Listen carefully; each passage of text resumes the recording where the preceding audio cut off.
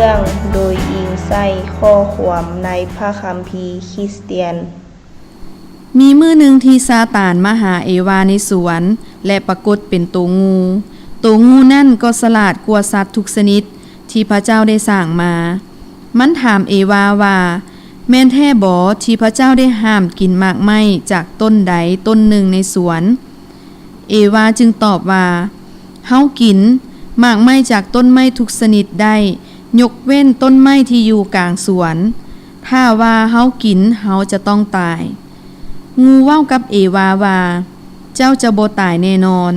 แต่ว่าพระเจ้าฮู้ว่าถ้าเจ้ากินตาของเจ้าจะแจ้งขึ้นในมือนั้นและเจ้าจะเป็นคือกับพระเจ้าด้วยฮู้ทั้งดีและชั่วเอวาก็เลยเบิ่งหมากไม้นั่นด้วยความเห็นว่ามันเป็นตาอยากกิน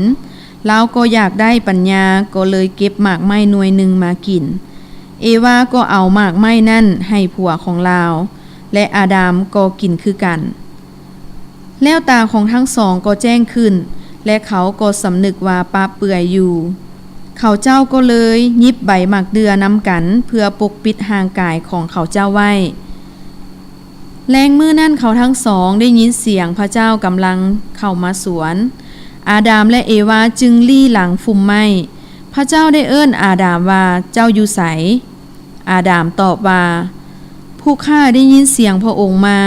และผู้ข้าย่านเพราะผู้ข้าปะเปื่อยกายอยู่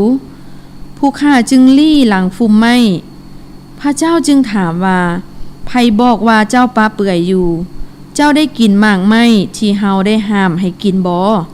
อาดามตอบว่าผู้หญิงที่พระองค์เอาให้เฮาแม่นผู้ที่เอาหมากไม้ให้เฮากินพระเจ้าจึงถามผู้หญิงนั่นว่าเจ้าได้เฮ็ดหยังเอวาตอบพระเจ้าว่าตัวงูได้ล่อลวงผู้ข้าจึงกินพระเจ้าจึงเว้ากับตัวงูนั่นว่าพอเจ้าได้เฮ็ดสิ่งนี้เจ้าจะถูกสาปแซงหลายกว่าสัตว์ตัวอื่นเจ้าจะต้องเดินไปด้วยท้องและกินฝุ่นขี้ดินตลอดชีวิตเฮาจะให้เจ้ากับผู้หญิงเป็นศัตรูกันทั้งเผ่าพันธุ์ของเจ้าและเผ่าพันธุ์ของผู้หญิงด้วยเจ้าจะตอดตีนของเผ่าพันธุ์ของผู้หญิงและเผ่าพันธุ์ของผู้หญิงจะเหยียบหัวเจ้าจนแตกสลายพระเจ้าได้เว้ากับผู้หญิงว่าเฮาจะเพิ่มความทุกข์ในยามที่เจ้ามีลูกและเจ้าจะเกิดลูกด้วยความเจ็บปวดหลายถึงปานนั้นเจ้าจะยังอยากได้ผัวแต่ผัวจะต้องปกครองเจ้าแล้วพระเจ้าจึงเว้ากับอาดามว่าเพราะเจ้าได้ฟังเมียและกินหมากไม้ที่เฮาได้ห้ามกินเจ้าจะต้องหากินจากดินที่ถูกสาปแซงด้วยความทุกข์ยากลำบากตลอดชีวิตดินนั้นจะเกิดน้ำและหญ้าและเจ้าจะต้องหากินด้วยเหงื่อไหลอาบหน้าจนกลัวเจ้าจะกลับคืนไปเป็นดินเพราะว่าเฮาได้สร้างเจ้ามาจากดินเจ้าจะต้องกลับคืนเป็นฝุ่นขี้ดินคือกัน